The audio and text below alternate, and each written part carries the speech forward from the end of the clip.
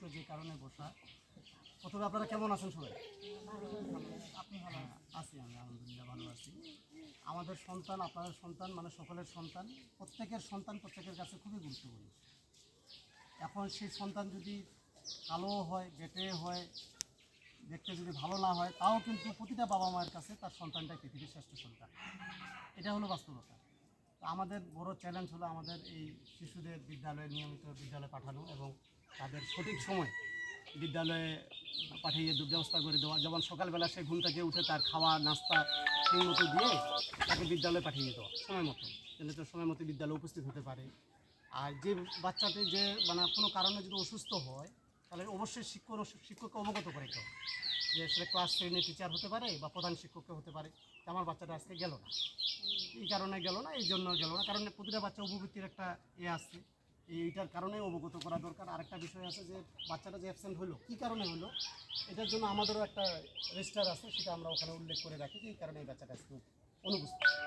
তারপরে দুপুরে যারা 3 থেকে 5-এ পড়ে যারা আছে যে বাচ্চাগুলো, এটা দুপুরে একটু খাওয়াও দিয়ে দেবেন টিফিনের সময়। কারণ ওদের এই আধা ঘন্টার সময় বাড়িতে এসে খায়ে যাওয়া, এটা ওদের জন্য একটা কষ্ট হয়ে যায়, দূরের উপর হয়। ওই ওদের আমার স্কুলে কিন্তু তাদের খাওয়ার বসার ব্যবস্থা আছে, সুন্দর ব্যবস্থা আছে। ওরা নিজেরাই ওখানে টিফিনে পানি গ্লাস সব কিছু দেওয়া আছে, ওরা নিজেরাই ওখানে খাবে, সুন্দর করে খাবে এবং তারা ওখানে খেয়ে দিয়ে বেসিন আছে, সাবান আছে, সব কিছু আছে, ওরা হাতটা ধুয়ে আবার নিজের শ্রেণীকক্ষে যায় বসবে। এতে দুপুরে খাওয়াটা যদি তারা খায়, তাহলে দুপুরের পরবর্তী যে ক্লাসগুলো তারা কিন্তু মনোযোগ সহকারে ক্লাসগুলো করতে পারে।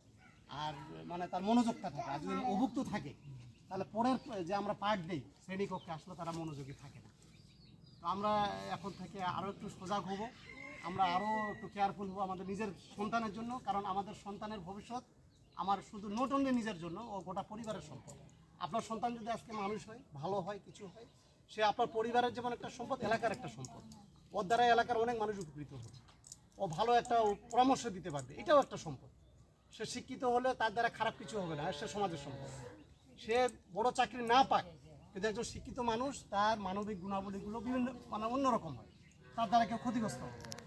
আর প্রতিটা শিক্ষিত সন্তান তার নিজের পরিবারের জন্য একটা সম্পদ। আর যখন সে নিজে কিছু রোজগার করে কামাইতে পারে, তখন সে সম্পত্তিতে পরিণত হয়।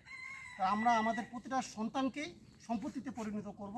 এই জন্য আমরা সকলেই আগের থেকে আরও বেশি সজাগ হব, আন্তরিক হব, এই আশাবাদ ব্যক্ত করে আমার এখানকার আজকে উঠান বৈঠক এখানে শেষ করছি।